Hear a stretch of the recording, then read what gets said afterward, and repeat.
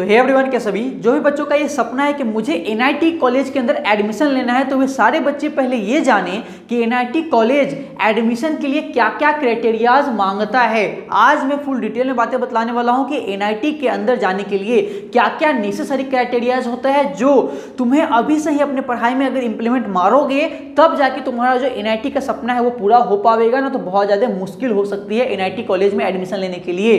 अच्छा, जेई के बारे में तो सुने होंगे। जेई क्या होता है? ज्वाइंट एंट्रेंस एग्जाम, जो कि दो पार्ट में होता है, एक मेंस में होता है और एक एडवांस होता है। ठीक है, ये जो मेंस होता है, जेई मेंस, इसका एग्जाम कौन कंडक्ट करता है? एनटीए। और इसी के बारे में फुल डिटेल में बातें बतलाऊंगा, ध्यान से इसको एब्जॉर्व करना और समझना।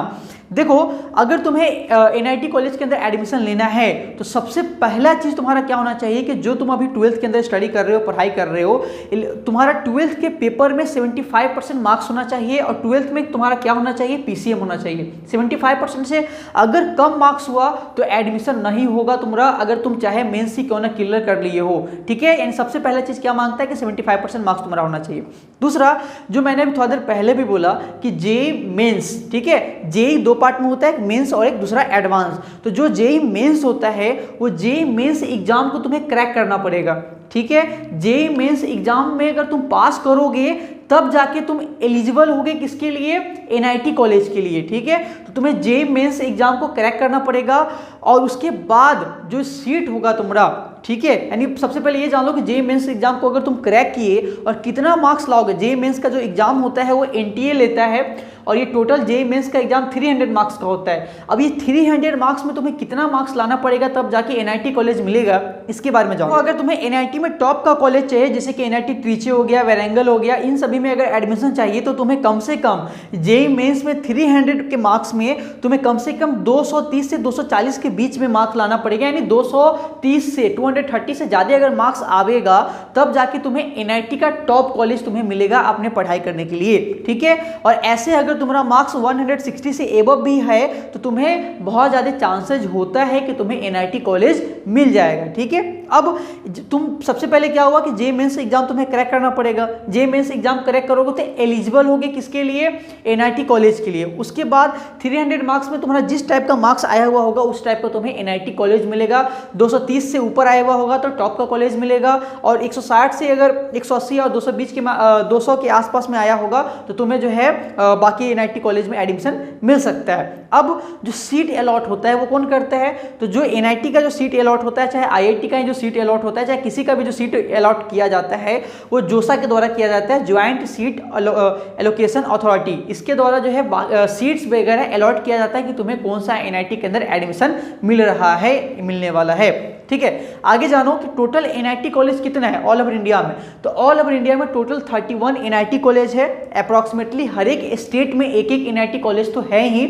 और ऐसे अगर एज ए कंपेरिजन में आईआईटी में देखोगे तो टोटल आईआईटी कितना है? तो 23 आईआईटीज है। बहुत सारा अभी भी ऐसा स्टेट है जहाँ पे आईआईटी कॉलेज नहीं है, लेकिन एनआईटी हर एक स्टेट में है ही। ठीक है, अब जान लो कि टोटल सीट्स कितना होता है एनआईटी कॉलेज का। तो अप्रॉक्सीमेटली टोटल सीट इसका 24,000 के आसपास होता है एनआईटी कॉलेज का। ठीक है, ये जो 31 कॉलेज एनआईटी कॉलेज है, इन सभी को मिला के टोटल 24,000 जो है इसका सीट होता है। अब 4 साल का बीटेक का तुम्हारा कोर्स फी कितना पड़ेगा एनआईटी कॉलेज के अंदर अगर पढ़ाई करने चले गए तो तुम्हें अप्रॉक्सीमेटली 6 से 8 लाख रुपया खर्च पड़ेगा 4 सालों का एनआईटी कॉलेज के अंदर पढ़ाई करने का। नेक्स्ट बात कि इसमें तुम्हारा प्लेसमेंट कितना लगेगा, यानी हाईएस्ट प्लेसमेंट तुम्हें कितना लग सकता है। तो अगर तुम टॉप के एनआईटीज के अंदर हो, जैसे कि पिछले साल जो है एक टॉप का एनआईटी था, एनआईटी रौरकेला, इसके अंदर जो है हाईएस्ट प्लेसमेंट लगा था 46.08 लाख का पर एनम का। ठीक है, ये टॉप प्लेसमेंट था पिछले साल का, ये एनआईटी का टॉप प्लेसमेंट था 46.08 लाख का।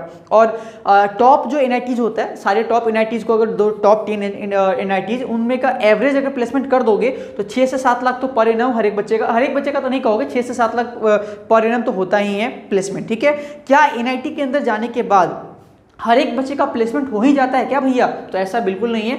अगर तुम एनआईटी के अंदर तुम्हारा एडमिशन हो गया, तुम पढ़ाई भी कर लिए, तो अगर अच्छे से पढ़े हुए हो, अगर तुम डेडिकेशन के साथ पढ़े हुए होगे और अच्छा तुम ग्रेड लाओगे तब जाके जो है तुम्हारा अच्छा प्लेसमेंट मिलेगा। और नहीं तो तुम्हें एनआईटी के अंदर अगर चले भी गए तो कोई गारंटी नहीं है कि तुम्हें प्लेसमेंट मिलेगा ही। तो ये बात को अच्छे से समझ लेना। अगर एनआईटी के अंदर जाना है तो फुल डेडिकेशन के साथ, फुल मेहनत के साथ पढ़ाई करना पड़ेगा, नहीं तो बहुत ज़्यादा मुश्किल है एनआईटी कॉलेज मिलना। मिलते नहीं, सहजी मोती उनको वो गहरे पानी में मुट्ठी उनकी खाली हर बार नहीं होती, और कोशिश करने वालों की कभी हार नहीं होती। अगर फुल डेडिकेशन के साथ, फुल मेहनत के साथ पढ़ाई करोगे तुम जरूर सक्सेस होगे और तुम्हें जरूर एनआईटी कॉलेज मिल जाएगा। किसी प्रकार का और भी कोई क्वेश्चन है कमेंट सेक्शन में डाल देना, अगली वीडियो में उसको जरूर सॉल्व करा जाएगा। आज के लिए बस इतना ही, मिलते हैं अगली वीडियो में। Have a good day, bye bye, take care.